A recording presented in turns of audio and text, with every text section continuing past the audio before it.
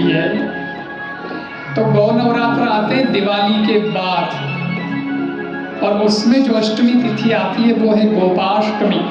इन दिन भगवान कृष्ण गायां चराने शुरू करी ही। हाँ, और गौचारण भगवान ने शुरू किया वृंदावन के वन में।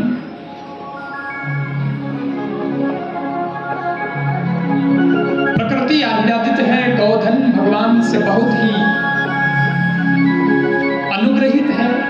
और सज्जनों, भगवान जब पाछा आया तो हेमंते प्रथमे मासी नंद ब्रज कुमारिका चेदुर्हविष्य भुञ्जाना कात्यायन्यच्छलव्रतम्। हेमंत ऋतु का महीना आया और भगवान ने क्षीर हरण लीला करी।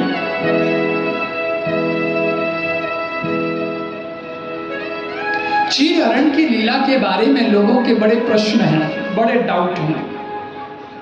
भाई क्षीर हरण लीला क्या है?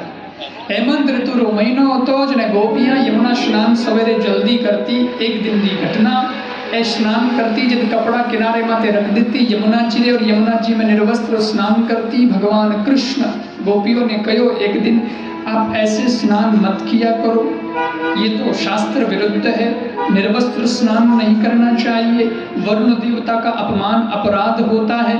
और दूसरा, आप अगर ऐसे स्नान करेंगी तो कोई मनचला पुरुष आया और आपके वस्त्रों को लेके चला गया तो आप वस्त्र क्या पहनोगी?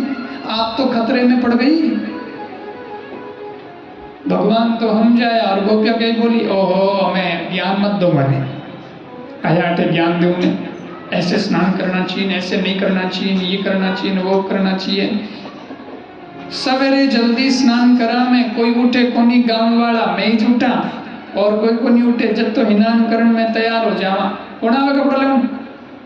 भगवान समझ गया आने ज्ञान बोलने लगे।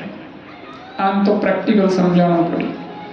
तो गोपियां स्नान कर रही थी एक दिन, यमुना किनारे वस्त्र रखे ही थे और भगवान पहुंचे कन्हैया और वस्त्रों को उठाया और एक कदम का पेड़ था पास ही में, उस पर चढ़ गए, कपड़ों को डालियों के टांग दिया। कन्हैया वट बैठा है, गोपियां स्नान कर रही हैं, अभी तो वो मस्त है स्नान करने में, इसलिए कुछ पता नहीं। लेकिन जब गोपियां स्नान कर रही थी तो जय श्री कृष्ण जय श्री कृष्ण जय श्री कृष्ण जय श्री कृष्ण कर करके नहा रही थी। और इन गोपियों का भाव भगवान कृष्ण के प्रति बहुत अच्छा था। उन समय एक गोपी सब गोपियों से बोली कि नहाती भी रहोगी कि जल से बाहर भी निकलोगी? कितनी देर से नहा रही हो यमुना में, अब निकलो बाहर। तो जैसे ही गोपियों ने बाहर निकलने का संकल्प मन में किया और किनारे पर देखा तो वस्त्र नदारत, कपड़े नहीं है। गोपियां कपड़ा ढूंढने लगी, कपड़ा कटे कपड़ा कटे, कपड़ा को नहीं दिखे, कपड़ा को नहीं दिख रहा। लेकिन जब गोपियां घने ध्यान से देखियो तो पेड़ रे डाली रे कपड़ा टंगियोड़ा दिखाई दिया। हे भगवान, यहाँ के कपड़े वहां कैसे चले गए? हमने तो किनारे पे रखे थे, वहां कैसे पहुंच गए? अब गोपियां बड़ी टेंशन में, कौन करियो। और ज्यादा जब ध्यान से देखा गोपियों ने तो गोपियों को दिखा कि पेड़ की डालियों से कपड़े तो टंग ही रहे हैं, पर पेड़ की डाली पर श्रीमान जी भी बैठे हुए हैं।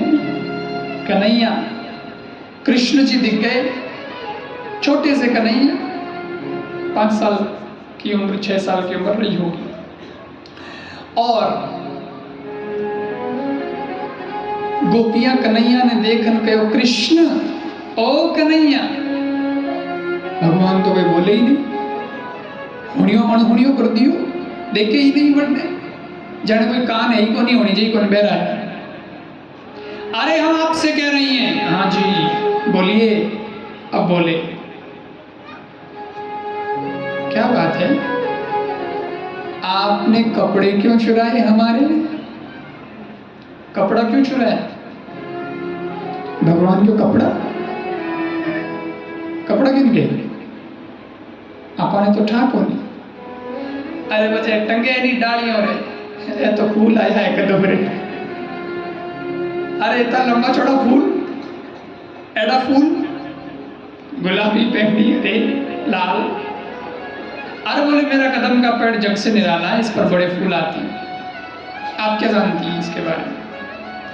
बहुत हो गया कृष्ण जी, हमारे कपड़े हमें दे दीजिए।